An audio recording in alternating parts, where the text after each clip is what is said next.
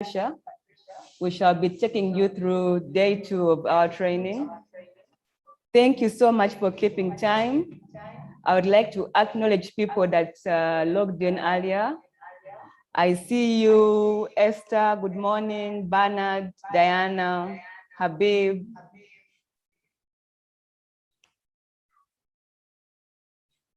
And Richard, I see you. Thank you so much for making time for today's session. We shall be starting shortly. Yesterday, we spoke about content management, and today we'll be looking at content strategy, and Kahil will be taking us through that process. So without taking most of your time, let us start off the training this morning with Kahil's presentation on content management, on strategy management. Kahil, you're most welcome. Please check the presentation.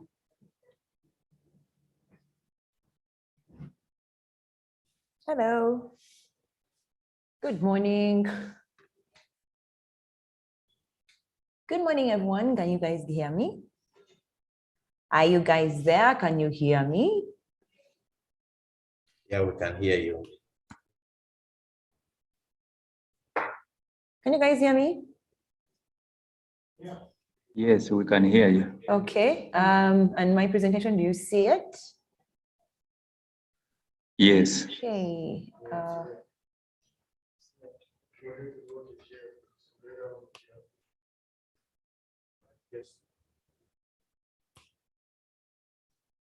Okay.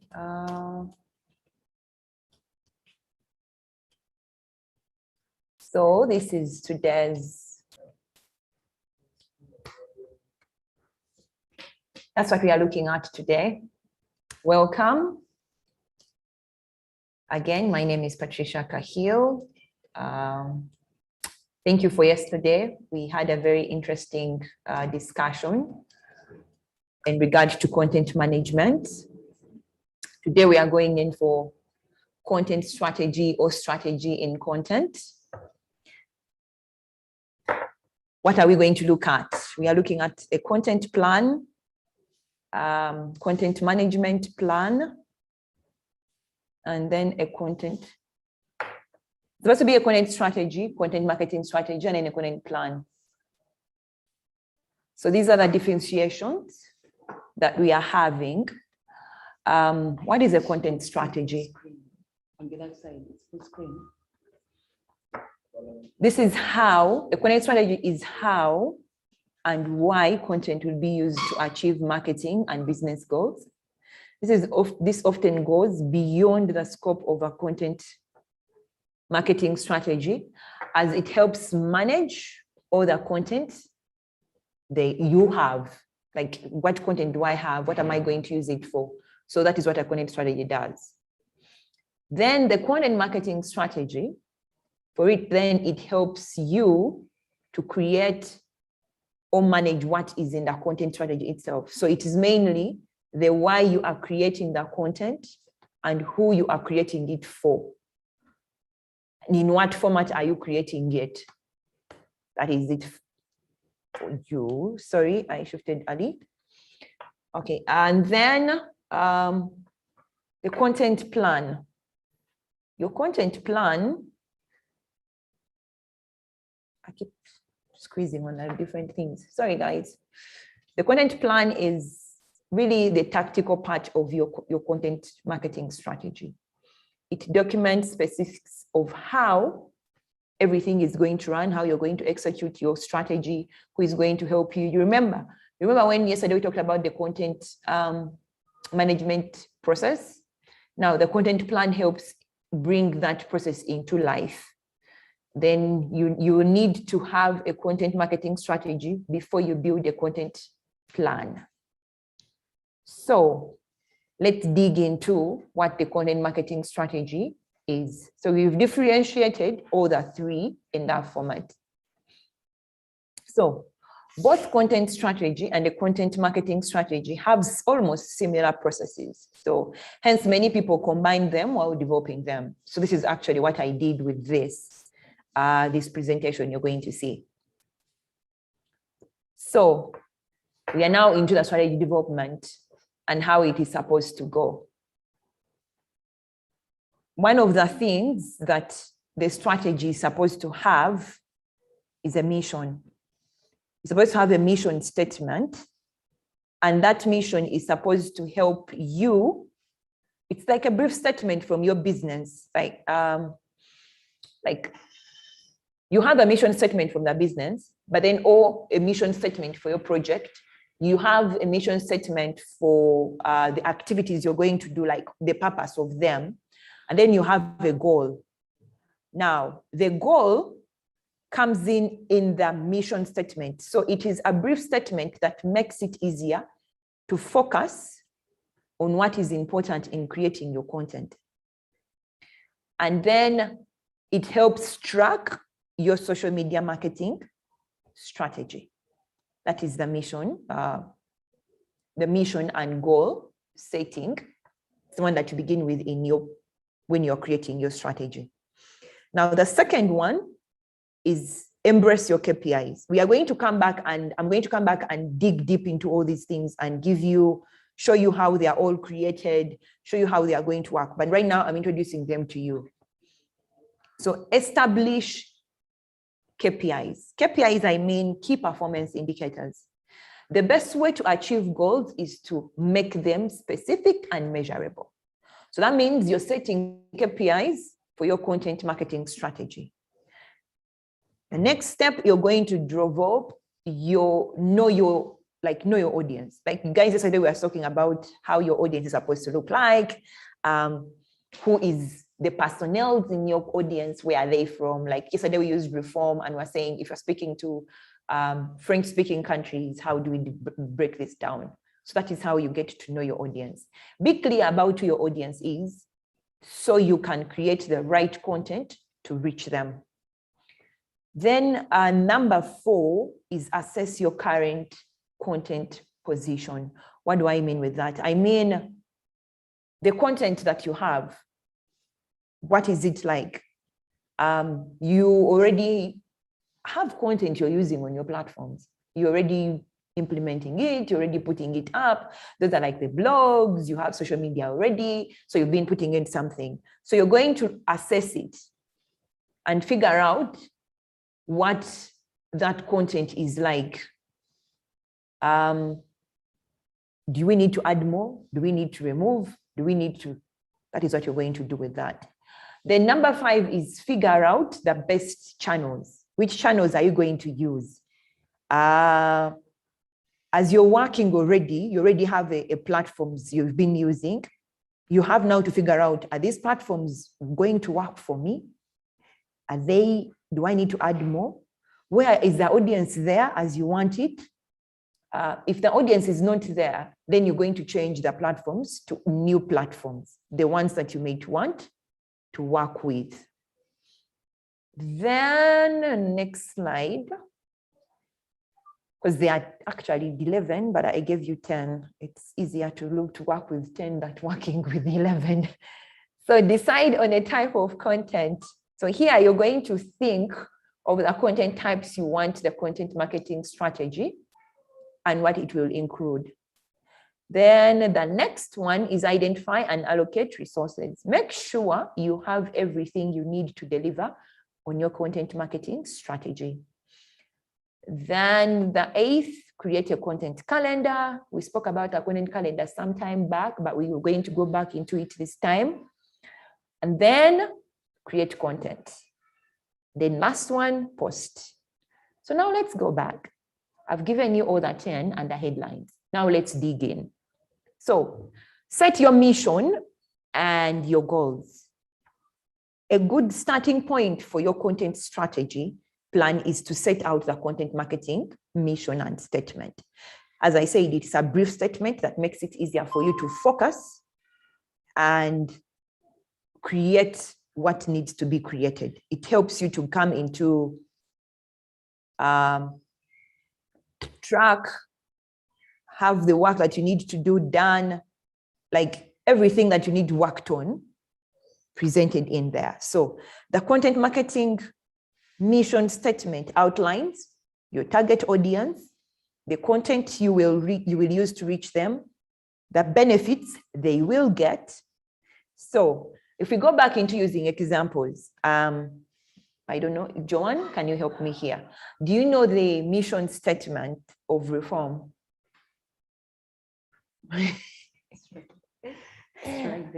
So the mission statement says to strengthen the capacity of universities to foster innovations responsive to demands of smallhold farmers through training of high quality researchers, impact-oriented research, and maintain of collaborative working relations among researchers, farmers, national agricultural research institutes, and government. Okay, yes. Yeah, it is that long. But when we look into it and bringing it home for what we're talking about, we are going to look at the people it is targeting, the researchers, the farmers, and the institutes. That is what we're going to look at. So when you're creating your mission, the mission statement is now helping you develop goals. So those are the people that we're going to target. Now, when you go to the goals that we're going to set, we are looking at improving revenues. Are we going to improve revenues of farmers, researchers, or the institutes? So are we making more sales? Because reform is an NGO, so that means instead of sales, we are going to look at bringing in more donor money that could that would improve or add on the projects that they are working on. So here we will be making more or getting more donations. Then get more traffic.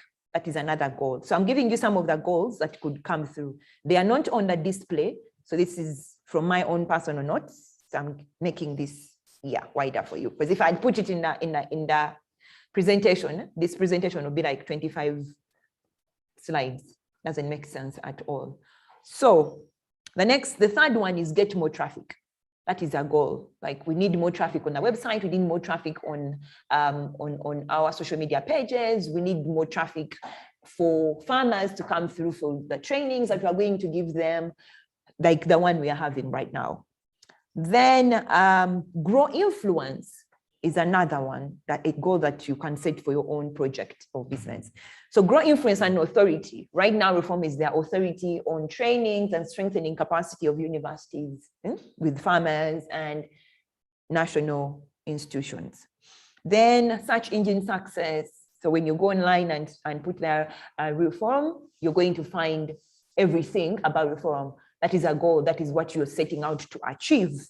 Then social media engagement, which helps you with the traffic and becoming an authority. There are 1, 2, 3, 4, 5, 6, 7, 8. There are 8 goals that you can work with for setting your first strategy process as you're writing it. Now, after you're done with those goals, I can redo them. I know for sure someone is in there and saying, can you please go through them again? The goals are improve revenue, making more sales, get more traffic, gain influence and authority, search engine success, and then reduced marketing costs, and then social media engagement. Those are the goals. If you have a question on that, please chat bar. Joanne is around to create all the questions that are coming through, and then I will deal with them after I finish with the first 5.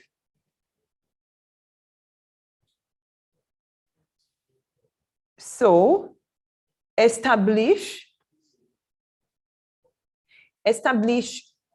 your KPIs. So when you're establishing your KPIs, the best way to achieve goals is to make them specific and measurable, as I had said earlier. So KPIs will help you know when you have achieved your goals by providing milestones you can check off. Like, milestones, you tick, I've done that, I've done that, I've done that. So they will include what you plan to achieve in terms of revenue, sales, traffic, search engine optimization. They do that. That is what they do for you. Then the other ones, when you're doing specifics for KPIs, things that you're going to look out for, like you're going to include in your KPIs. You're going to look at working with hit a certain revenue target. You're going to work with get more signups. You're going to work with new emailer subscribers. Then you're going to work with increase in site traffic. Then you're going to work with improve the search ranking. Those are the things you're going to look into when you're dealing with KPIs. Search ranking search ranking happens also on Facebook and all the other social media platforms. That is Twitter, that is YouTube, that is your page, your Facebook page. Then it also does with Instagram, and yeah, generally your website as a whole. When you go to the next one, number 3, which is know your audience. I don't know what happened.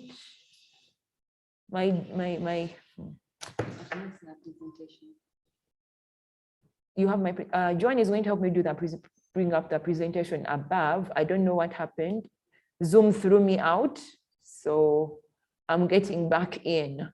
Zoom threw me out here, but not there. So you guys can still see me, but threw me out on the laptop. Yeah, Joan, remember that thing they said Ugandan internet can embarrass? Yeah, it is really doing the embarrassment, but we will go through it. So thank you, Joan. Joan can share.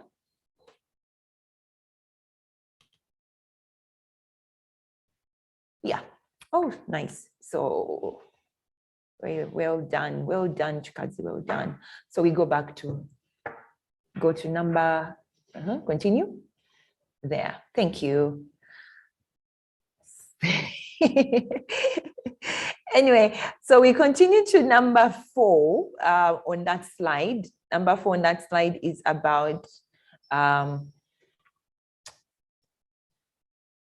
actually, no, number 3. We are going to number 3, which is know your audience. We hadn't done number 4. Yeah, I was driving you fast, guys.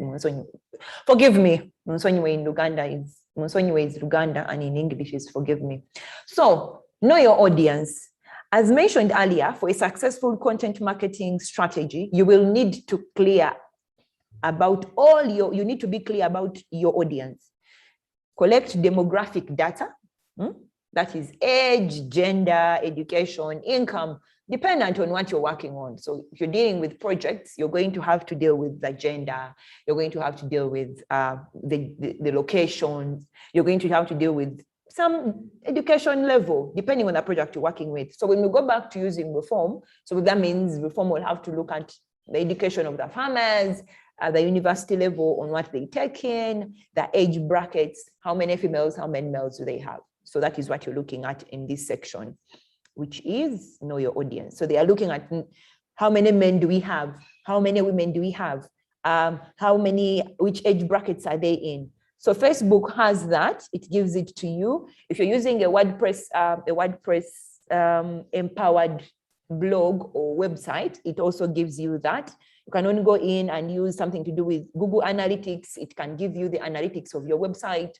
Or when you go to Monster Insights, it can also give you insights on your website. Then Google also has its own, WordPress has its own thing that you can use to also see how many people are interacting with your site. Twitter too can tell you how many females are following you, how many males are not. Then get feedback, get customer feedback is included in number 3 in your audience. If you're dealing with your audience, you need to know how their feedback comes through. So how do they feel about the content you've been sharing? What are their most urgent needs at the moment? How you can address their problems with your content. Because now you know who they are, you're now looking at, so what was their problem? It looks like it's so huge to do. That's the other thing. Like yesterday, Esther asked about the necessity of these things. First and foremost, it's get knowledge, because if you know all these steps, it becomes easier for you to just now get on one page and say, I'm doing the plan. So this is a strategy. We are going a mission. We are going to do number 2. We are going to do number 3. We are going to do number 4 and number 5. It's you just put the bullets in it. You don't need to do a lot of research to fill these things. That is just by the way, you don't need to do a lot of research to do these things. You have all this information actually in your head, so you can just write it down. Even right now, as you're going through this class, you can just write down according to your business or according to the organization that you work in, and you state them as you go down. Yeah. So continuing on to knowing your audience. So the feedback they have given you is also adding value to the content you're going to create. So understand your readers and subscribers' priorities, decide on the best places to reach your customers. Are they on Facebook? Are they on Twitter? So you have to decide, are they on WhatsApp? Are they on LinkedIn? Are they on your website people? Those kind of things. So fresh out your buyer personnel. So you're defining them.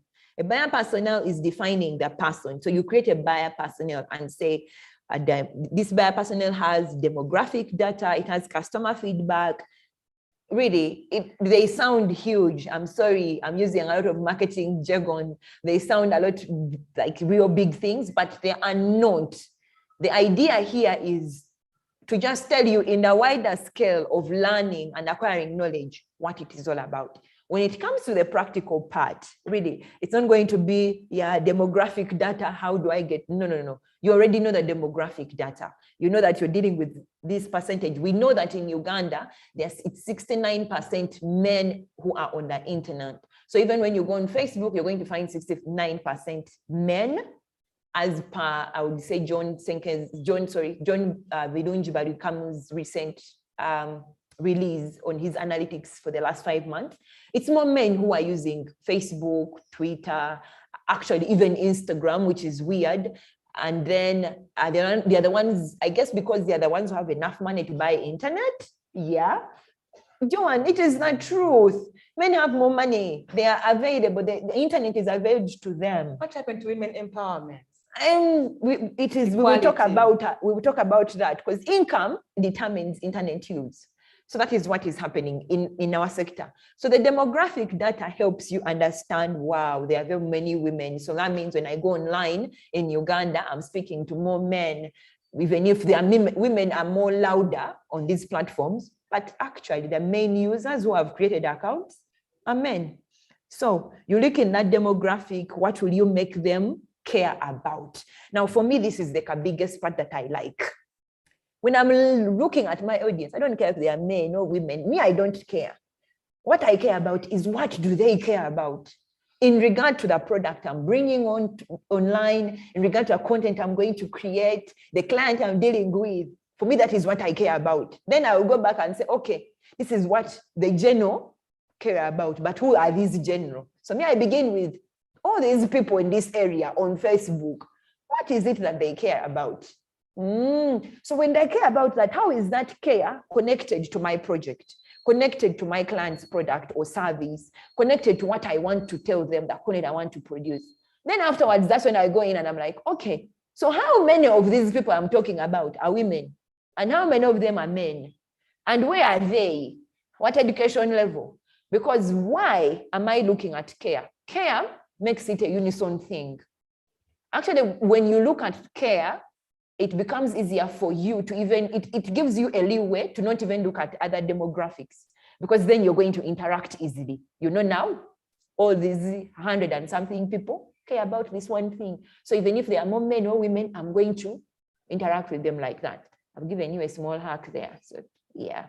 Though I keep wondering, if the men have the money, the women are done that purchase, isn't it? Yes. I see most women are done that actually purchase the things we advertise, promote, compared to the men who actually have the money. So when you try to looking at the targets, who does the actual buying? Actually, if we go into the money sector, man gives the woman money. Woman buys. Yes. Who is the owner of the money? The man may be the owner, but who is going to buy your product? Who is the owner of the money? Because this is the thing. The woman is going to say and tell the man, you saw on Facebook, there's this thing I saw. Yes. Can you give me the money to buy? She's not the woman buying. She's a middle person. She's your middleman. You get it? Yes. So if she does not get the money, she will not buy. So when you're reporting, who bought the item? The woman bought the item. You see, your report is going to have this. There are more men online, but there are more men. There are more women purchasing. Okay. You get? Okay. Now, when you're doing analysis, which you're going to come in with tomorrow, now you have to analyze what are the demographics or what are the reasons that this now changes. If the men are more online, why are women buying more who are less online? Then that is where when you do your research in there, you'll find that the man is the one who gives the money. Men actually buy less, even for buying for themselves. They don't buy, but you see a woman be like, oh, I want that shirt, I want that shoe, give me that. We spend on behalf of the family. Yes, you spend on behalf of the family, but the money is not yours. Okay. Yes. A small discussion there with Cahill. Please proceed. So there's a small picture I have that helps you with doing a customer avatar. I will share this with Joanne in the presentation, and then it will come. I didn't add it there in the presentation. As I said, the presentation will look like 25, 35 slides, and we are not so good with reading. I know this for sure. So yeah, it's an African problem, isn't it? Madam, am I wrong? Yes, they say if you want to hide something, have it in writing. So we need also to change that, guys. We need to change that weird thing about us and reading. Doesn't make sense. Like, hold on a minute. I read, even a writer. Yeah, reading is actually very nice. It makes you travel places. It's amazing. Anyway, so let's get into number 4, assess your current position. So this is what we're trying to do in this conversation. We're like assessing our current position. We don't read. So if people don't read, what am I going to put out? How fast do I want my content to go in? How fast am I going to engage with it? That is what we are talking here. Like if people don't read, like we have been told Africans don't read. So should we create flyers or should we do videos? Is it going to be songs or should we do plays? As in, what are we going to give them? This is what you're assessing. You're assessing your position. You're trying to do what is next to figure out where the content is going to help them. How is it? What am I going to do? I've analyzed these demographics. These people don't like reading. They like listening. They listen a lot than read. So maybe I should do a broadcast. It will make more sense. Are they willing to download broadcast there? They are with which broadcast thing app are they using? Those kind of things. Are they willing to listen to music? If I do audios and I just put my audios on YouTube with just a picture and then they just listen? Those are some now, that is what you're analyzing. You're analyzing your position. Do I even have the resources to produce this content? That is what you're doing. So what are you looking at? You log all your pieces of content, such as the blogs, the guest blogs, the videos, all the old content that you have. Then assess the usefulness of that content. Before, was it successful? No, it wasn't. Why wasn't it successful? Because people do not like reading and we did a lot of reading content. Okay, so should we go in videos? Yeah, we go in videos. Makes sense. They like watching. Then you do that. Then you have identified the gaps that are supposed that are missing or the gaps that came through in that regard. As you're doing that, you're making sure you're comparing your content to what you want to produce. So you're looking at the URLs that were used, you're analyzing the page titles and descriptions on some of that content, the captions, was the copyright good? Should we change? Is the design a problem? Those kind of things. Content titles, content length. There's content you read on it. There's those flyers you read, you people, and you're like, yeah, they should have written a book. Like this should have been a small pamphlet of 2 pages. Why is it on one flyer? I understand infographics, but this is not even an infographic. It is a flyer of 5 by 5 of Facebook. You get what I mean? And there's too much. You, the reader, you'll be like, yeah, scroll. Next. Now, the creator of that content, you have to go in and be like, oh my God, people did not read this. It had too much content length. Why didn't they just summarize? That is what happens. So see how your content is working. Where there are a lot of inbound links, remove the links in the blogs. You can go and have someone's blog site and you die. Why? Then they're writing, in the introduction here, this happened at Reform and From.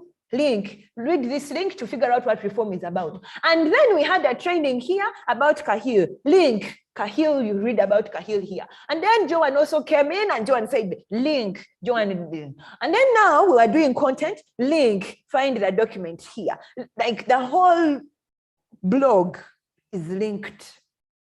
There's nothing in there, like there's no real material to eat on in the blog itself. Other than they are just sending you, go there, go there. They are sending you away. And you, in your mind, you're like, why did you even call me here? You should have just told me, go find Kahil here and here and here and be done. So all those things, you need to look into them and see how the content is widely shared also. Is it shared? Have you ever seen yourself you post your content and no one shares? It is so disappointing. Even they can like alone and you don't get it. Like they don't even give you that hug, the love that it is embarrassing. Me, I feel bad if my content doesn't even get Kawan love, that Kawan love of Facebook, that Kawan, like, loved. Okay, let's go back to the like of the new more like that we know. Like you people, I didn't say anything good, like, wow. But you know what, those things that actually cause depression. You take your time to create content. And then not even one like or love, no reaction. And yeah, so that anxiety of people like my content. Yes. Yeah. Oh God. Yeah. Also, guys, there's always a mentally, people, we all like praises. We all like to be seen. We all like to be, you get what I mean? If it does not happen, take a breather. That is the truth. Other one, if you take it to your head, if you constantly think about it, and it goes to your head, you're going to get a depression. You're going to get anxieties of now, what am I going to produce? They didn't like it. What am I going to put more? Oh my God. Oh, should I throw away whole content calendar and bring in a new one? Oh my God. But you are still on content 2 of 30. So please, I understand you can have that. Oh my God, but that was the best thing on the calendar. It did not work out now. Oh my God. No. Breathe and analyze why, then go back in and create more. Continuing, if you see all these things, they have been removed, which ones need to be removed, you've identified the content gaps. Now we go and figure out the best content channels. You identified the content that you have, you identified the content needs, you've identified what needs to change. That is in 4. The assessing. Now we are going to figure out the best channels. What is the best content channel am I going to use? Right now, our best content channel, because Zoom threw me out, my best content channel is Joanne's Zoom. That is where you're seeing my presentation from. And then my video channel is still Joanne's camera. So you see, that is like, I figured it out already. Like here, Zoom, if you throw me out on my laptop, I have backup. You remember backup in content management? I got backup. It's what is helping me here. So the content channels, the best ones are, how do you get them? You gauge them according to how you want your shares to be sent, the content type you have, the content length, the top of your content per year content that you have. It's the one that helps you determine the channels. Where did I get the best engagement, the best reach, the best interactions, the best impressions? If it's YouTube, that is your first content channel. It's the best content channel that you have. Then, who were my shares? Where did I get more shares? Most times, actually, your best impressions, best engagements, best platform has the best shares, has the best referrals, has the best reach, has all those. So that is how you determine the best channel. We are finished 5. I can take questions because we have 5 more to go. We have questions?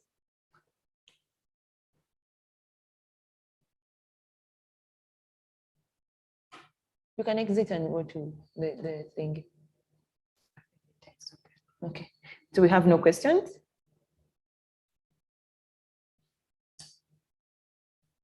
Do we have any questions? Questions? There's none. If you do follow and understand, please kindly raise Yeah. your hand. Let's know that we are together in this. Either raise your hand or no, actually send us a chat and say, I've understood. I'm waiting for, I have understood. I am waiting for understood. I have understood. Do we have an I have understood? Waiting for I have understood. Please share, and I have understood. I also need to know that we have people on the call, like on this training. When you guys keep quiet, then I think I'm speaking to the camera and there's no one at the back end. Victoria has just responded. She says, I've just joined, so I'm trying to understand. Okay. We shall do a small recap, Victoria. Please, thank you so much for joining us. You're most welcome.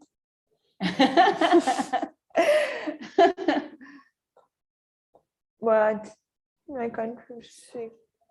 Oh, actually, Sanpa just joining in. So I think we'll be able to do some recaps.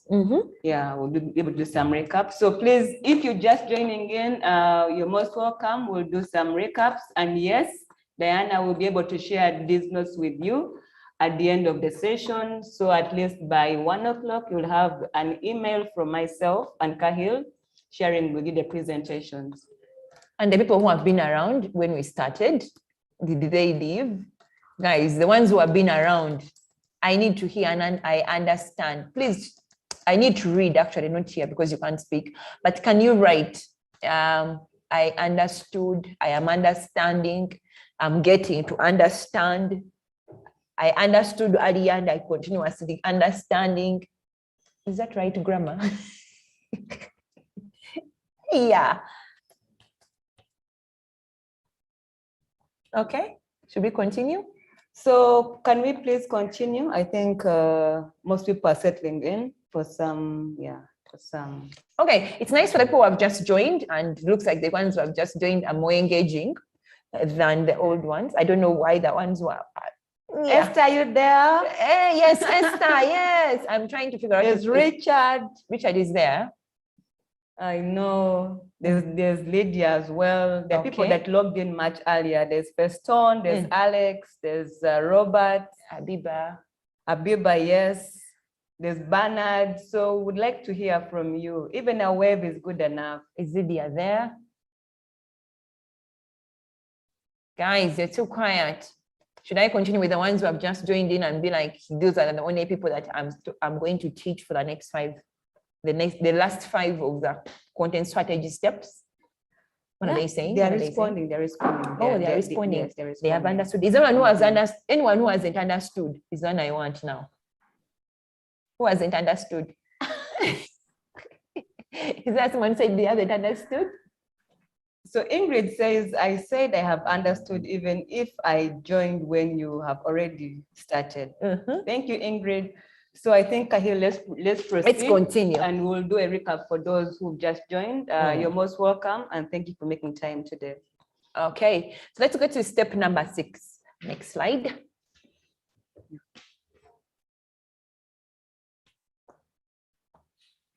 Step number 6 is mainly about decide on content type. So there are some content types that every content marketing strategy will include.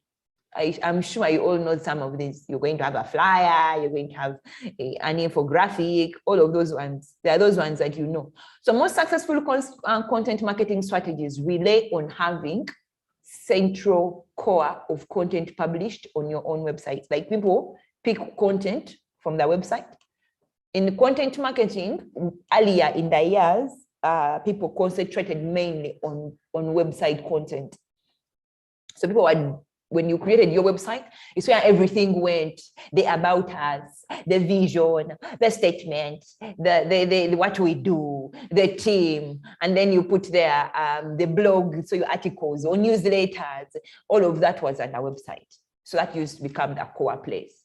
Nowadays, as the systems change, content now has gone into looking at the normal social media platforms that we use. So because Facebook also tells you, tell us about you, give us your phone number. Do you have services? Put them there. The products you're selling. Do you want to showcase your team? Put it there. That is now the new way. So when you're looking at deciding on the content types, you're going now to decide on the different platforms you're working with. So you're now working with a website, you're working with social media channels, you're working with TV, because also TV, normal TV is a content site for digital, because it's a digital TV. Leave the normal TV of your house, other than that, but there's also digital TVs in cities. In Kampala, we are started to be flooded with those ones. They are now all over the place. Here near Makerere University, Wandegea has like what, 5 of them at the junction. Like the teacher, there are 5 digital TVs. And those digital TVs also require content, digital content, because they are also like a phone. In 1 minute, 5 minutes, someone would have already crossed. So you have to capture them in that 1 minute. So those are the platforms you're working at and looking out for. So when you go on social media, you already know. I shouldn't recap all these ones. There are very many that everyone has, they are using, and including the recent TikTok that has come. How are you going to use that platform for your own project? Kahil, maybe since we're talking about content, I think let me interject and bring in a concern from Bernard. Bernard in the chat says his real concern about online is mistrust. You might have a genuine content, but it's hard for customers to trust. What's your take on that? Now, trust, now we have to go back to number, was it number 4? On number 4, where we're doing the audiences. Is it number 4? Yeah. Where we're analyzing, and no, number 4, number 3, audiences. Where we're trying to learn about the audience. So when you learn your audience, you will know who the demographics that they are. It's number 3, where you're knowing your audience type, the age, the gender, the education, the income, their interests. What are they interested in? As I said earlier, this is for me, it makes easier for me, it becomes easier. What do they care about? If you know what they care about, they will not mistrust you. Your content that you're going to develop is going to speak into what they care about. So that means, oh my God, what was his name? Bernard. Oh my God, Bernard, the content you've put up is really speaking to me, speaking in my issue at the moment. It is bringing to sight the problems I have had, you see. So they will interact with you, and mistrust will be like back of their end, because my God, you care. Let me say, if you're posting content about someone who says they can't find the shoe sizes, you know that people, it is hard to find some shoe sizes, because most of the shoes that we have on the market, Ugandan market, are Chinese shoe sizes. And Chinese shoe sizes, Africans and our feet, yeah, Joanne, yeah, don't look at my feet, yeah. So when someone who cares about, you've noticed in the personas that you're working with, now this is for business side, and that persona, they are saying, oh, we can't find the shoes that we want. All the shoes on the market do not fit us. We are a 40 size, American size, or 40 UK, but the shoes we have are 40 China, we need. So when you come in with your question and say, I have 40, 49, I have even 50, I have 45, you are caring. So no one will mistrust you. And if you even produce that content, they buy and they see, they themselves will become ambassadors. They will create content for you and be like, oh, I bought this shoe from Bernard. This shoe is 49 and something. Bernard is the one who has those kind of shoes. You get what I mean? So that is how you look at that mistrust. So going back to 6.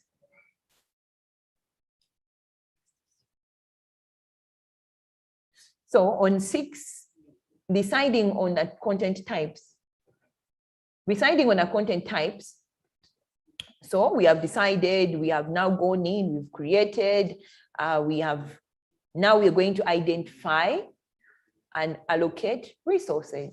We tackled on, we dealt with this yesterday on allocating resources and content management. So you can just pick what you have in content management and drop it here.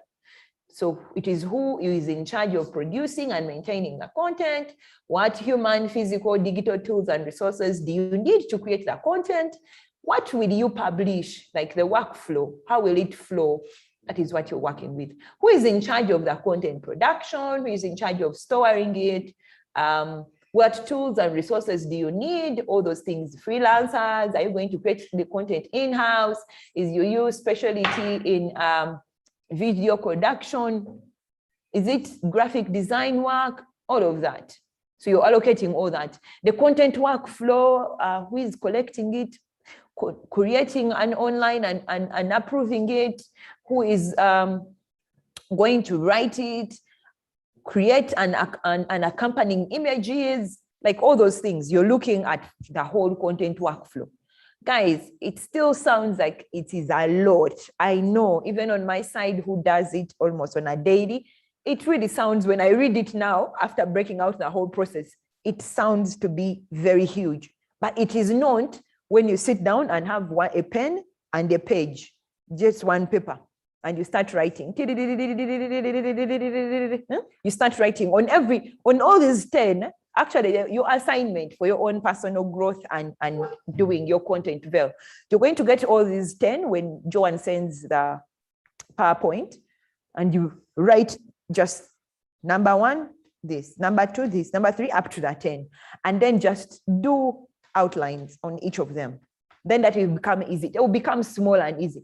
What I'm doing right now is widening them so that everyone on the call or anyone who is in this training understands them to the depth, not just passing through.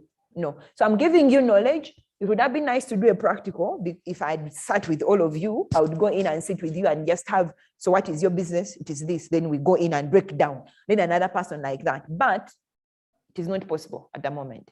What is possible is for you to go get the presentation and then sit on it by yourself and then develop accordingly. So let's continue to 8. 8 is when now you create a content calendar.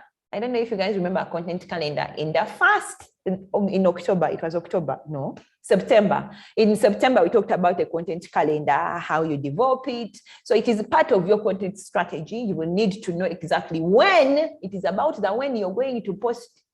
When are you publishing? So today you have a content calendar and you put in and saying on Thursday 28th, I'm posting this and this and this and this and that. On the other Thursday, on Friday, I'm posting this and this and this and this and that. You have all those specialized.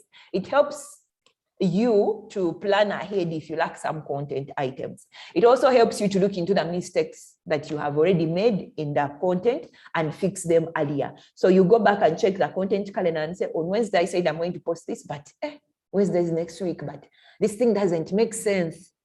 Let me go back in and change it a little before Wednesday reaches. That's why it helps you. So you can create these content calendars from your Google Calendar. You can just create, you can go in and just draw your own self, get a fresh page and say Monday, Monday, Tuesday, Wednesday, Thursday, and then put what you're going to post on that. That is the easiest. That is the basic one that everyone actually, I think most people use. They just go in and say 7 days calendar, and they put the content in that. And then say Monday, Tuesday, Wednesday, Thursday, Friday, I'm putting this. Then, which is nice and easy, is the scheduling that Facebook, Twitter, Instagram. Yeah, Instagram if you're using Creator Studio for Facebook. And what else does scheduling? Let me see. LinkedIn doesn't schedule. What else schedules? Yeah, these external apps like Hotsuite. Yeah, then you go in the external apps and use Hotsuite or Spout Social. Yeah, yes. And you use those and you schedule everything. You sit back and relax it, and everything goes out for you. You just come in and just follow on what has been shared. This has been shared, yes. Oh, who commented on it? That's what happened. So options for managing this include productivity and task management tools. There's Asana if you're doing collaborating with a designer. There's CoSchedule, which helps you with put up some schedule, like the scheduling things that you need to schedule up. Asana helps you with collaborating with a designer or a blogger who is writing. Like if I was going to give an assignment to you guys, I will use Asana and say, guys, in Nigeria, in South Africa, in Mozambique, in Zimbabwe, wherever you are around Africa, yeah, Africans. And then we come in and we create an Asana platform. We don't create the Asana platform. We use Asana and create our own platform in Asana and say, Africans who did reform trainings, this is the assignment. Then everyone comes and contributes to it and have everything going up. So, what else? So you also find questions. You answer questions in the content calendar. My client asks this, they ask about this. So you answer in the content calendar is where you also answer those kind of questions that came through from the content you used earlier. Next step 9. Yeah, we are going through this really. I don't know if I am not losing anyone. Guys, let me know if I'm losing you. If I am losing you, please notify Joanne. Tell Joanne, Patricia has left me. Can she come back a little bit? She has left me here.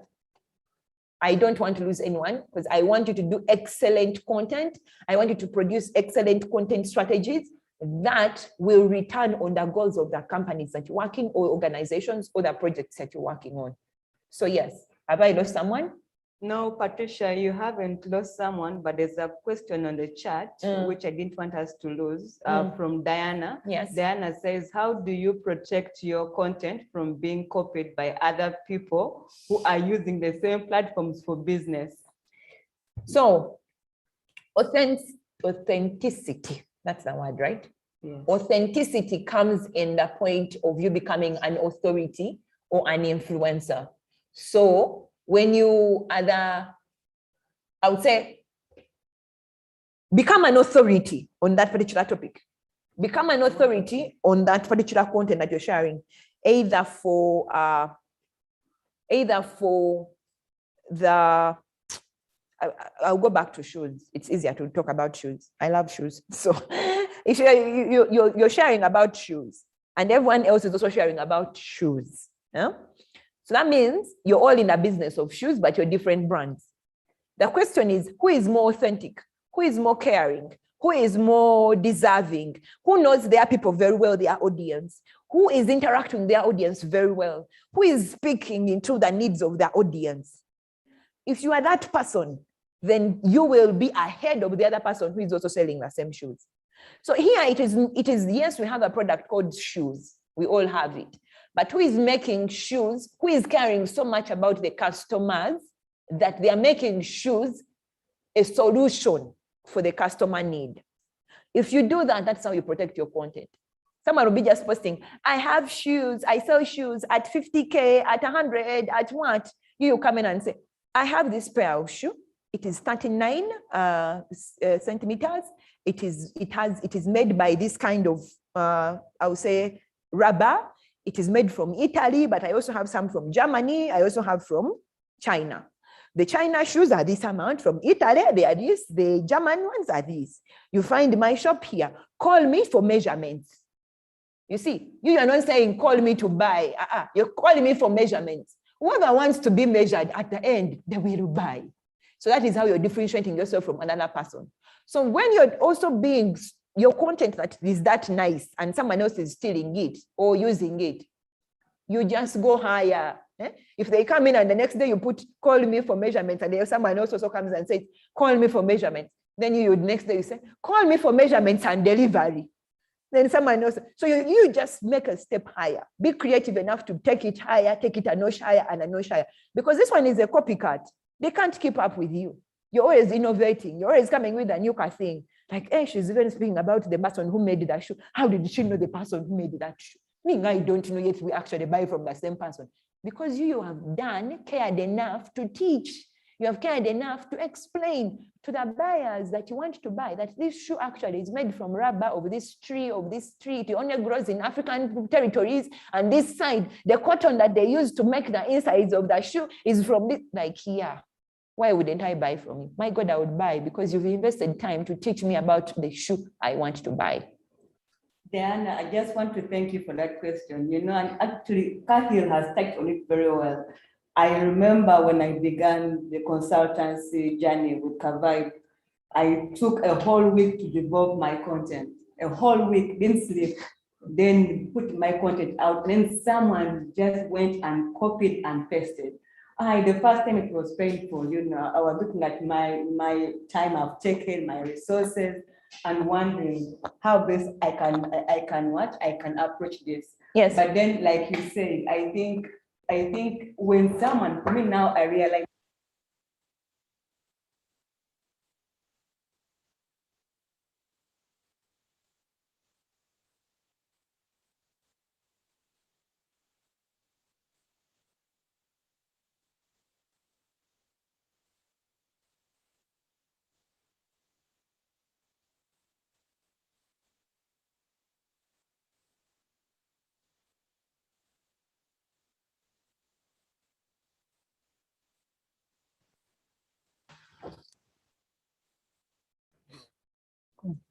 Yeah, so for me, Diana, your concern is valid.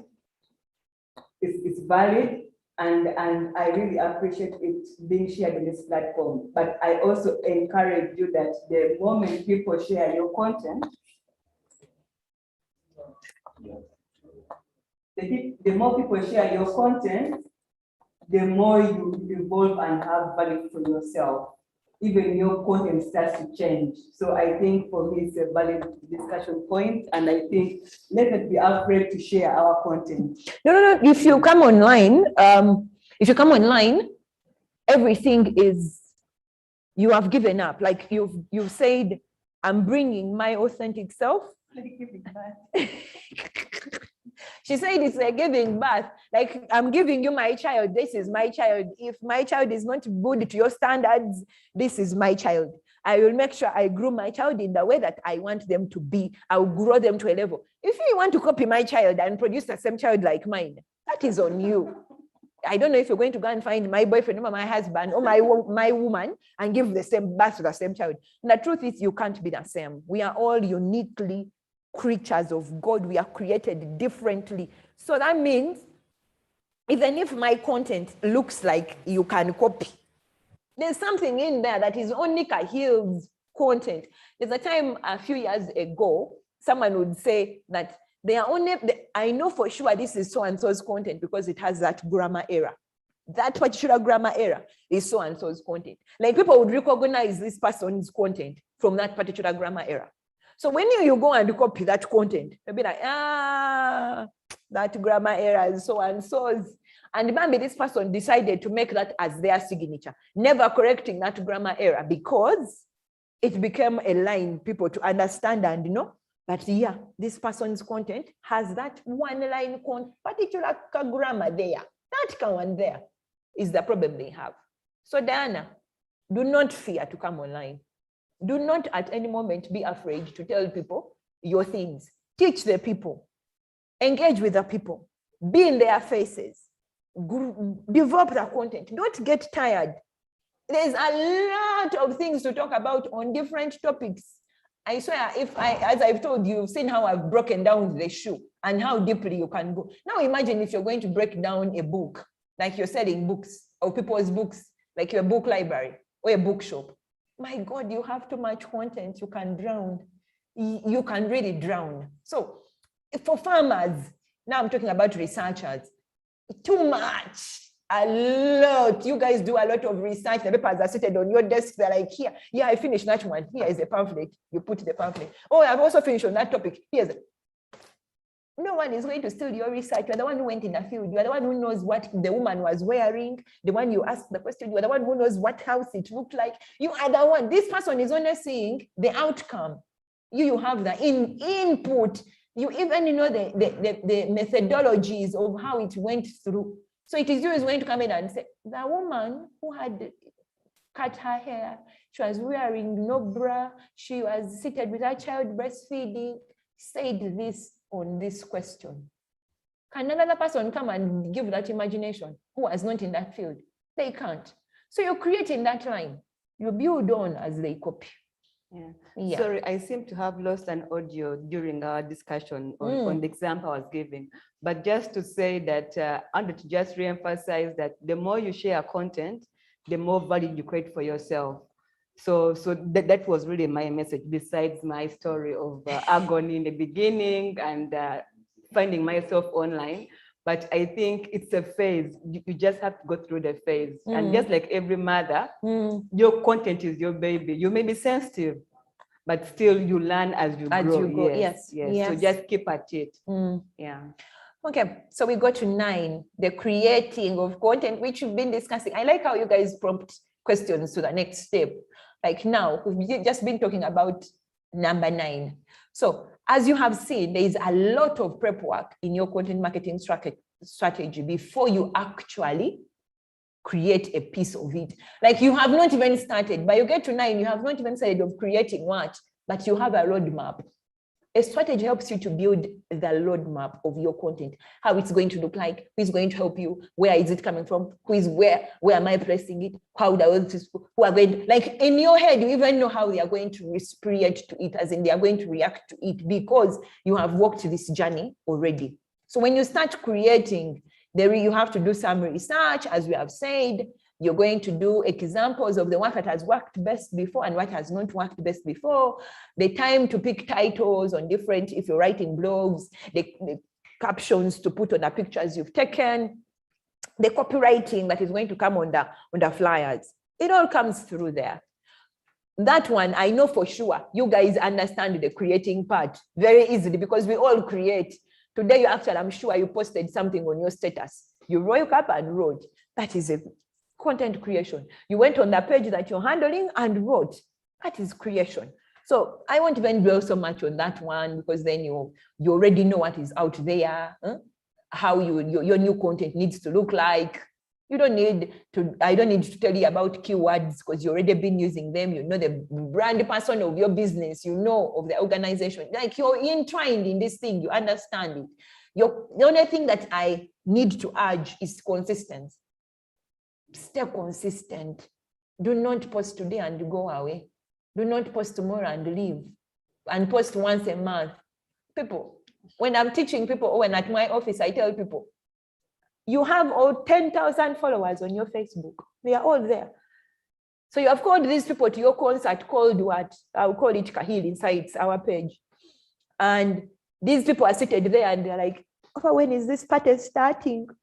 Because you're not feeding them, you're not giving them any information. So they're like, they are seated in the chairs waiting. Then you give them a juice. Katunda is juice for people who are not in Uganda. You give them juice and they drink, they finish that small kagam and they're like, now what next? That juice is like, hello, welcome to our page. We are this, we do that. And then you walk out and go. You come back next month. People are still waiting for you. These people will switch off. You find them dozing, sleeping. Some have left the room to another room. Yeah. But if you consistently, here is a snack. Here is water. Here is a Camille. You guys can read this. Do you know that there's also this is happening? Like you're consistently engaging them. They're like, this person really loves us. Let's listen for their songs. Let's buy even their CDs. Let's buy their merchandise. Let's buy, because you have engaged them. I brought the real scenario of real life and brought it online. Real life is the same way online works. You call people for a concert, you call people for a seminar, you call people for your wedding, and the Mugole is not there. Like, guys, I have a wedding on this day, please come through. They come and sit on your page. The Mugole is a bride. The bride is not there, is not seen, because you're not consistent. Or the bride comes in and sees them once, like, hi, I'm the bride, hi. And then they walk up, the bride goes back. And then spends another 1 month and then comes back. Oh, guys, I've changed my dress. People, the bride is supposed to be there being seen on top, like on a high table with drinks. And everyone is like, why the bride looks nice? The bride looks good. It's the same. Your content is the bride, people. Content is the bride. Whatever you post every day is the bride. People are chewing on that. The bride now helps with the other foods. You bring in the snacks of, yeah, guys, we sold this and we have a testimonial from so and so, and then you bring that testimonial. Oh, guys, we are going to build a branch here. You bring in that. That is the side meals that come on a wedding. See me using these analogies, and they are interesting. Yeah, and I think also people tend to have a burnout. And you start well Monday, motivation, Tuesday, Wednesday, women's crash, Thursday, Friday, hey, weekend. Then after 1 week, you're having a burnout. Yeah. So for me, there's a chat group I follow called Africa Chat. I forget the actual name. But what happens is they run sessions every Wednesday. And then recently they sent for us something that said, sorry, today we won't be able to post. We are taking a day off.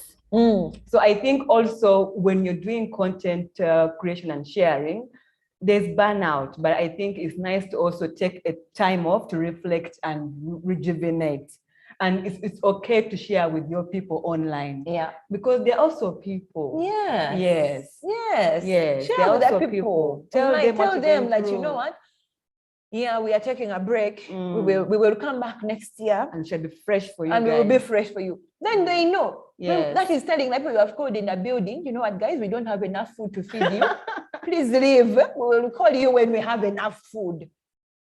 Courtesy. Yes. But you have all the 1,000 people waiting. Actually, when you do that, when you unplug, really unplug, deactivate the account. Like for that time, deactivate it. So that when people when they come looking like, yeah, what happened? Like new people don't come looking and they're like, are these people still existing? They even poke you. They poke, like, yeah, are you there? They knock at that. And then the neighbor is one who has to come and tell, no, they moved on. They're on vacation. Deactivate the account. Yeah. Leave it. Deactivating is not deleting. Please, there are two things. Deleting is you deleting the business, disappearing from all over, like you no longer exist at all. Deactivating is taking a rest. Taking a break. Actually, Facebook gives you that. It says deactivate, unplug. Things might be too loud, they might be too high, and unplug. You might not be able to feed this platform anymore. Unplug. And you remove yourself from the equation. And also what I've realized, I think it's nice to also be realistic with your content expectations and sharing. Like if you're starting, you can start maybe 1 post a week or 2 posts a week, and then see how you improve, learn from the process. Very much. The challenge is when we start this thing, we are in full blown Monday, Tuesday. No, you don't have to. Just go at your pace. Say, okay, fine, I'll do Monday, Wednesday, Sunday to inspire myself for the next day. So at least then build from that, learn from your content and see your audience grow, and then now go to 5 days a week or now a full day. Full blown every day, every hour I'm giving you something. Yes. I think let's pace ourselves and go on our own journeys. I think it's also that the idea of, oh my God, I'm on Facebook. Let me post a picture now. And in 2 hours that I'm here. I am here. Hey, have you seen those? And they eat and you give them, and then after they're like, is it finished? Do you still have more? And you don't have. And then they're like, you are showing off, you have food, but you don't have. Now see, we are here now starving. You're not giving us anything. You've raised expectations. You've raised expectations that you cannot fulfill. So you're going to have to tone down. Put yourself in your people's shoes. The people, the audience that you're feeding. Put yourself in their shoes. Like, they want break time. At lunchtime, they also want lunch. Evening tea, they also want supper. So if I give them 4 meals a day, it would be nice. Why can I afford the 4 meals anyway? What about if I just give them 3? But because the 4 is extravagant. I'm giving them extra over real things. I can handle 2. I can even actually just begin with 1 meal. Then they can, then they can grumble. If they can grumble, they're like, but why you post only 1 thing a day? Don't you have more information? Like, feed us, Bananga. We are here. Roast us. We are your people. We are your meals, please. then you can increase. Next Yeah. week, you can then come in. Then also there are concerns in the chat about, we keep talking about September training. And then also there are these new people who only come for the October training. Yes. So just to say that every day for the 3 trainings we've done, we'll be doing a recap. So after the training, I'll share with you the trainings of links. September, Yes, the links September actually, and yeah. today's presentation. So just know that by 1 p.m. today, you'll have an email from myself and Cahill, and we'll share with you the links of the September training that are also available on the Room Forum YouTube channel. Yes. Yes, please. So just so don't feel like we are leaving you or left you out. No. We took care of you. So we prepared our content. Our content management system is on point, like real on point. We went, made sure that this content is on YouTube. We knew that when we come back in October, we will have to refer back to that content. So that meant we have to back up this information. So we backed it up on YouTube. We backed it up on Facebook. So now for this one, actually we are backing it up on Facebook and YouTube, because we realized that in October, first YouTube alone wasn't what is, people were like, but there is no Facebook. Where is the Facebook link? So we're like, you know what? Now people, you see what we've just talked about. Like people were like, is there more food? How come Facebook doesn't have more food? So we came in and said, okay, we will also put on Facebook, give you a crispy, clear picture on Facebook of this whole training. So that is the process. That is how we managed to do our strategy. For October, our strategy was like, we need 2 platforms, not 1. Actually, there are 3 platforms, because in September we did 2 platforms, Zoom and YouTube. Here we are like Zoom, Facebook, YouTube, strategizing. You see, so now we are also going to keep these things. When we come back next year, or even when you guys decide and say, we still need and the petition and find the funds that can bring us back in December, we come back in November and continue with these trainings. You see what we mean? But we can grow the whole process like that. So it's easier for someone to just say, where did they start from? Up here, it is here. But you've seen those pages where you go in and like a conversation is off. And like, okay, how do I start? And this tends to happen on Twitter. So you go on Twitter and people are talking about something that happened on Twitter. Have you ever gone into that rat hole? My God, you go into a rabbit hole looking. What are they talking about? What? Who did what? Who did what? Where? Then you look. No, you're not going to look on this one. We have it all prepared and ready for you. So Cahill, there is another comment from Edna in the chat room. She says, many thanks for the comprehensive explanation. As a follow-up question, how can I create and package content that is more engaging online, especially websites and e-newsletters? That's from Edna.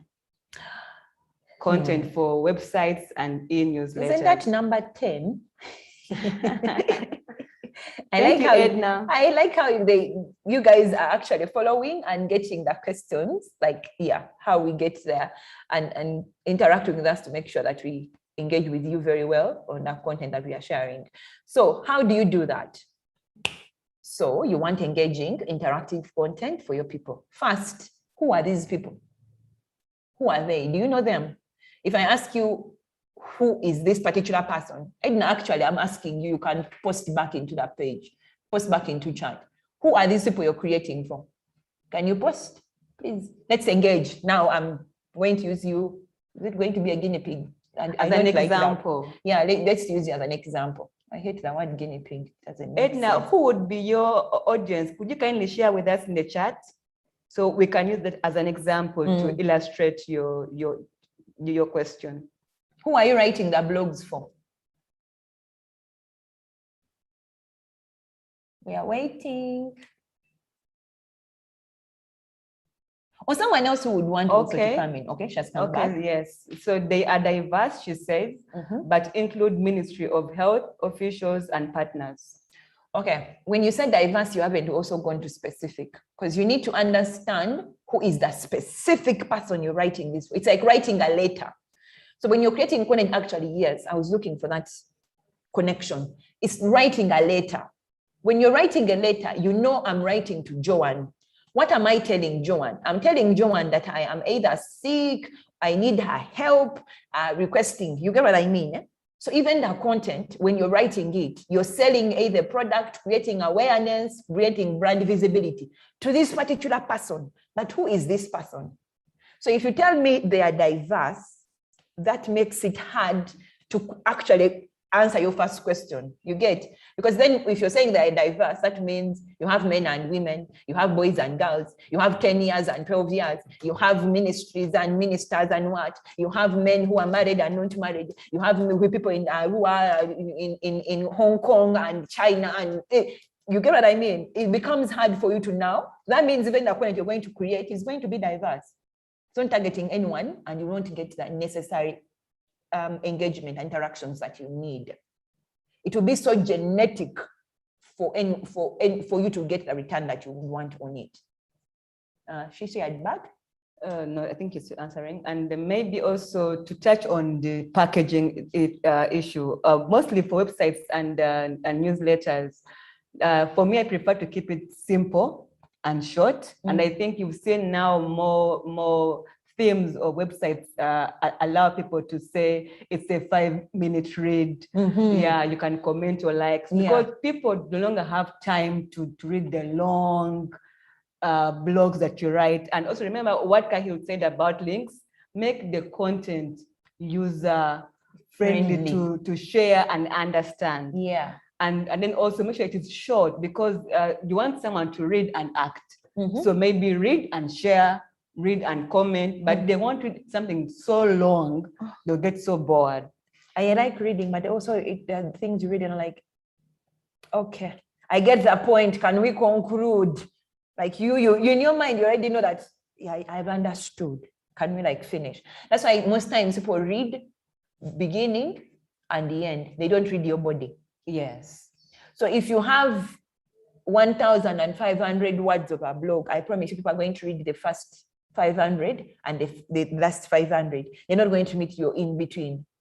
That's why it is easier to do precise, to the point, simple. That is the first thing.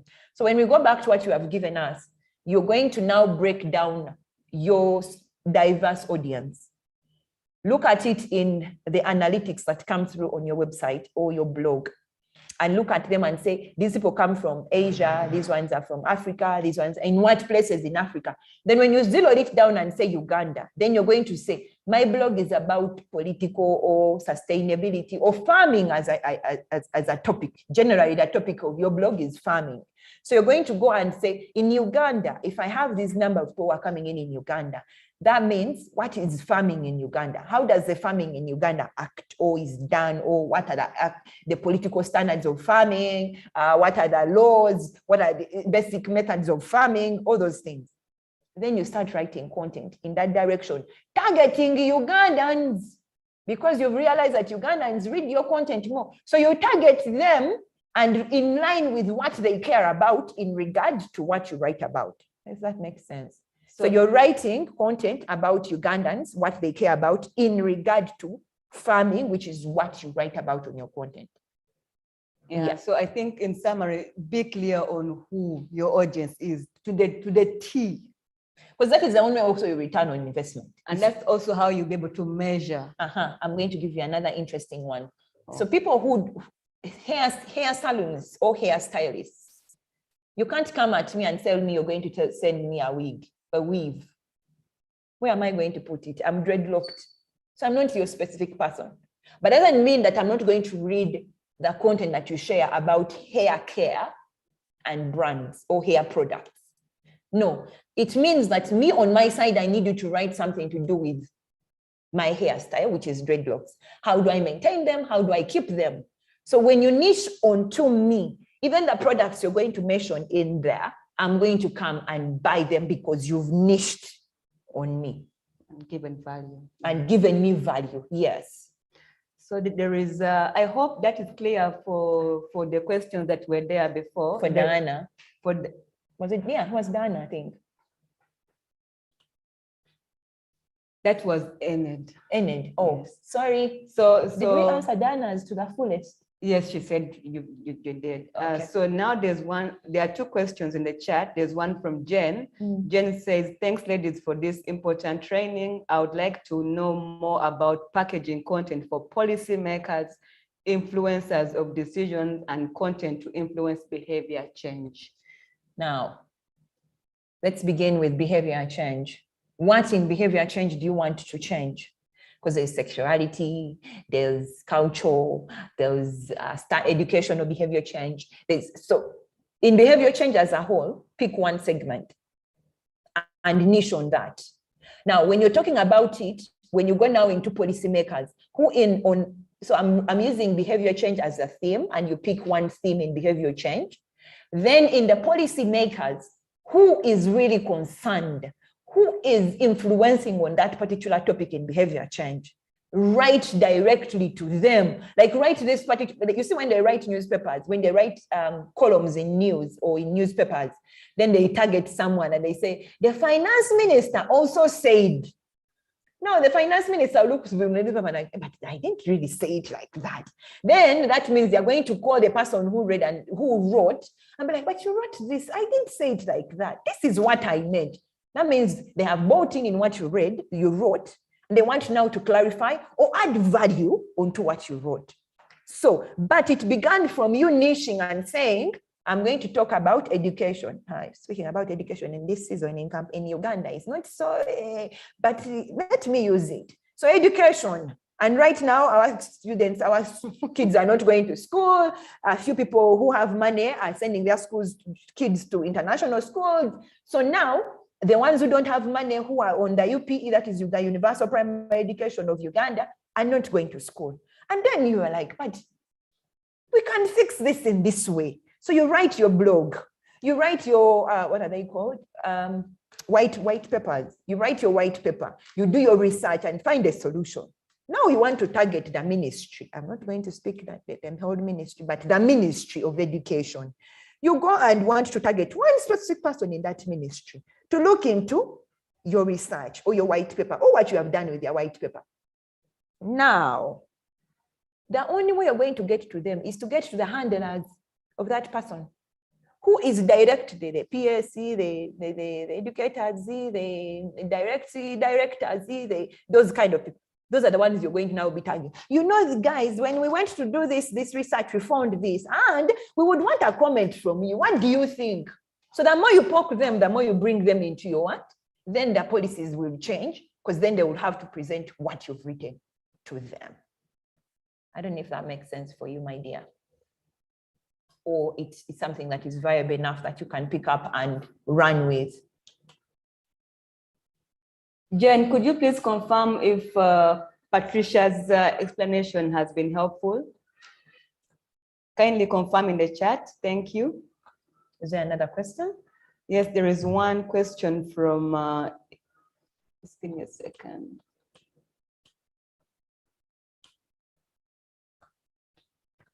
Ingrid, I think, also asked a question similar to Edna's, and I think his was, for example, if it is a website for an NGO, how does it work for anyone can visit it to see what you do? Can anyone visit it to see what you do? So we're going into search engine content optimization. So now that one for a website of an NGO and you want people to come and visit and see what you do, there are two things. One, search engine optimization. Two, write articles that the engine can pick on and continuously deliver. So first one, search engine optimize the whole site with keywords that are relatable to what the content on the site is. Don't forget metadatas, don't forget meta descriptions, do not forget alternators, do not forget all of that. Even the keywords on the pictures, do not forget to describe the videos that you might use on a site. Do not forget anything that needs a metadata on it, put the metadata there. Because as you see, when we Google, we get, when I put in the keywords, let me say, Reforum. I'm going to get the Reforum website. I'm going to get articles written about Reforum. I'm going to get the images about Reform. I'm going to get videos about Reform. I'm going to get cartoons. I'm going to get anything Google can find on the internet about Reform. How does it do that? I'll give you how the search engine works.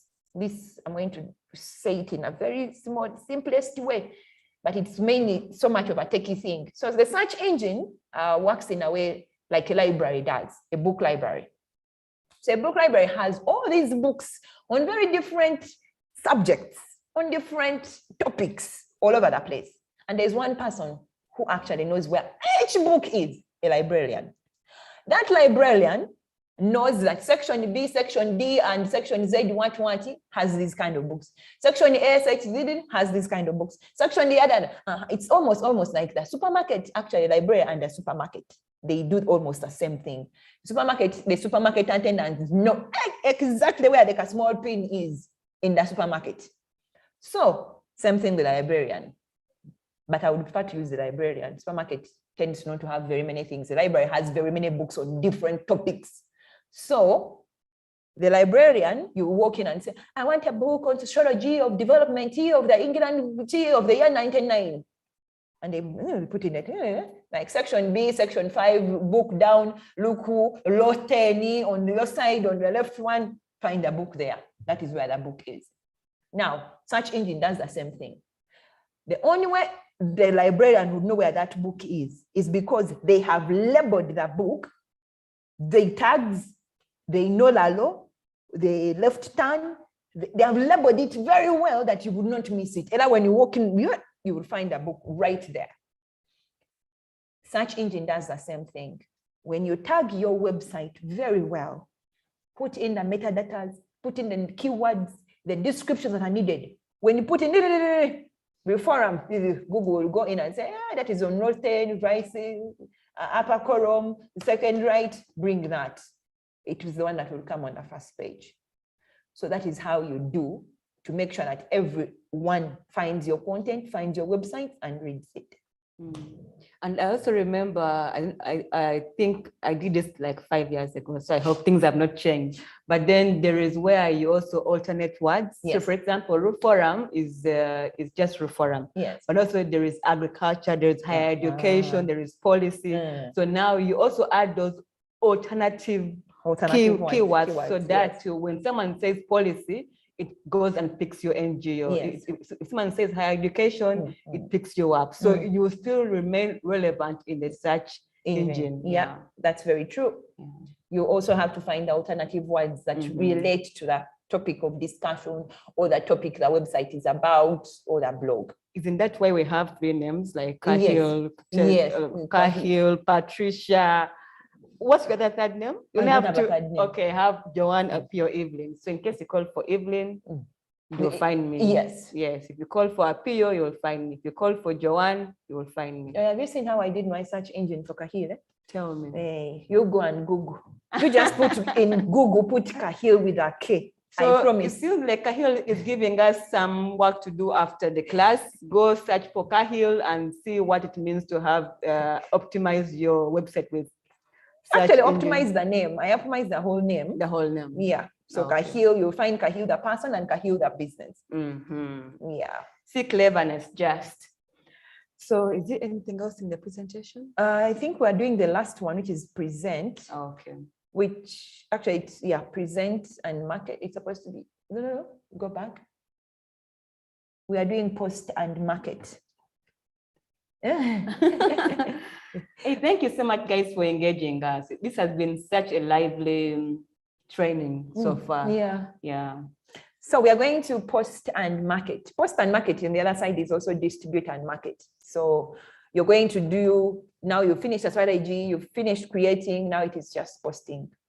Remember, you have a content strategy, so you use it to help you schedule what needs to be scheduled, immediate posting, you immediately post. What doesn't need to be immediately posted? You need the influencers to help you notify them, mention, like you need the influencers to help you with your content, also notify them to post whatever times they have to post.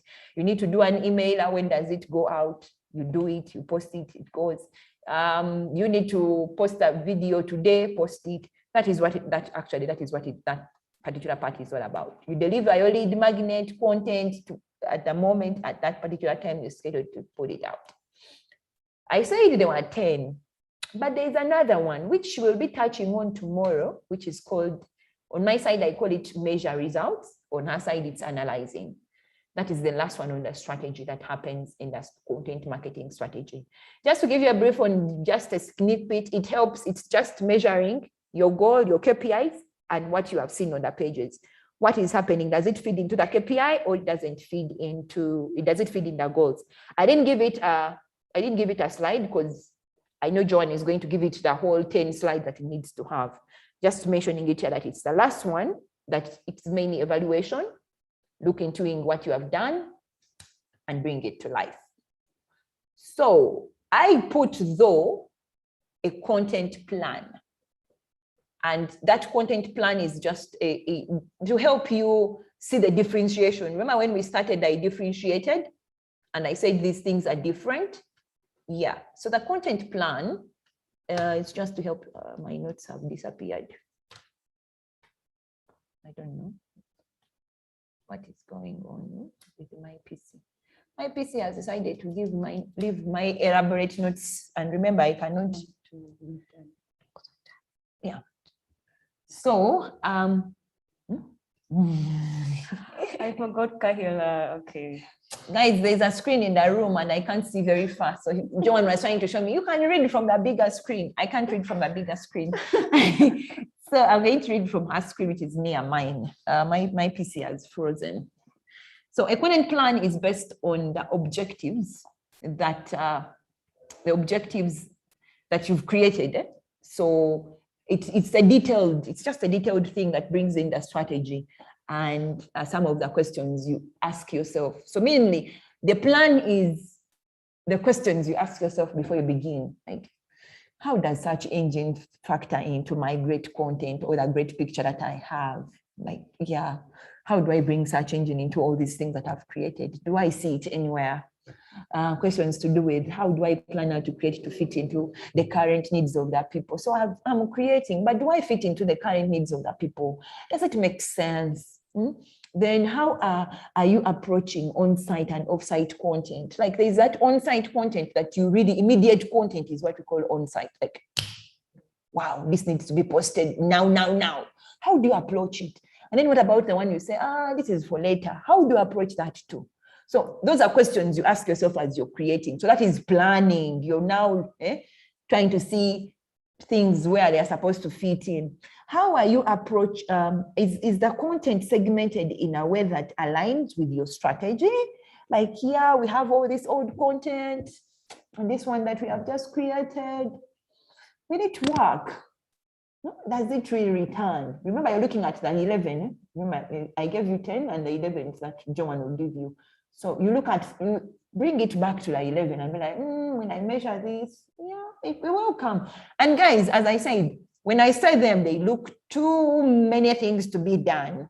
But no, remember the paper where you put the 10 and now the 11? This is where I actually also analyzing this from. It's not developing a new document and things. No. It's just in the end, when I'm doing this, in the end, the strategy, content plan, the content itself, I end up with like 5 pages and I'm done. Like I have a strategy, I have a content plan, I even have an implementation plan on how everything is going to go, and it is done. Like even the content descriptions that I want are done. So it's that easy. Though now here I am bringing you into my thought process, how everything goes into my head. And then you create your content management. You create your content management processes. So here now we're integrating everything. Bring content management process, which we started yesterday. And now the content management strategy, bring it here also. Now add them, make one big thing. Boom, now deliver to the world. That is what the content plan looks like. That is where your focus is like. Yes, and I hope I have done well with you guys. I've been able to deliver onto what has been promised. No, the lady is not me in that picture. I just like the picture because of the library look. Yeah. If you have questions, now is the time. The whole presentation will be shared at 1, as Joe had promised. So thank you for being nice, audience, and asking questions and letting me pour into you what I know, and also learning from you, because your questions also prompt my mind to come up with like, oh wait, that one, I didn't look into that. So thank you. Yes, Joanne. Yeah, thank you. Thank you so much, Kahil. And I think for me, today's has been really more about having a conversation. And I don't know about those outside Kampala or Uganda, but it's been a cold morning. Oh yeah, it's cold. So we are here freezing, but we are good to go. And it's really nice that you kept us engaged, and you're able to share with us your concerns, your fears and all those. So I think please, let's keep the momentum for tomorrow as we wrap up our 3-day training. And if you have any thoughts, any questions that are pending from yesterday's training and today, and also feeding into tomorrow's, because we'll talk about metrics, measuring, and all those things, because we believe that after you've learned how to create content, now you know how to measure, and so you done content creation, you know, you now a strategy you posted. Now how do you measure? How do you measure? How do you put value for the effort you put in the other side? So for me, I see it like a science now. Kahil has talked about the art, the nice things, now the science, the value. So when your boss says you spend the whole day on social media, please, where is the value? Where's the value? You can give them a report and say, you see, last week we did ABCD, and this is what people are saying about our brand. So tomorrow we'll talk about that. Kindly keep time tomorrow, 9 to 11, and share with us your thoughts as we wrap up our 3-day training tomorrow. So please, we are not saying you can't ask any questions. Yes. If you still have questions, please ask. This there is might the be time. questions that are not directly related to content, what we have studied, but they interfere or affect the content we've talked about. Yes. Social media in general. Oh yeah, you can bring in those questions too. We still have some minutes. We have like about 5 minutes. So if you have any burning questions, please any reflections. Question says Malawi is really cold. Ooh, I have felt the Malawi cold, so I hear you. I hear you. Okay. So if you have any comments, questions, please post them before we wrap up, so at least we're able to address your concerns. When I check on Facebook, if we have, we might even forget YouTube. Remember, we are also live streaming from the Ruforum Network Facebook page. So if you did check in from the Ruforum Facebook page, we'll see if there are any comments there, because I know most people are using the Zoom and YouTube channels. Let's see if they were able to log in using Facebook, but otherwise we are open to questions, remarks, and anything like that. You can stop sharing.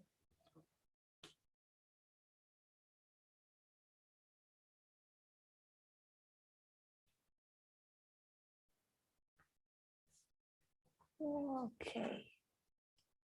So any questions? Would like to respect your time because we appreciate the value you put in it. So if there are no questions, would you like us to say our goodbyes? There are no questions, then we can say goodbyes. And we'll see them tomorrow. Yes, so allow us conclude the training today. From Kahil and myself, we're saying goodbye and thank you so much for logging in. See you tomorrow, same time, 9 to 11. Bye-bye, both on YouTube and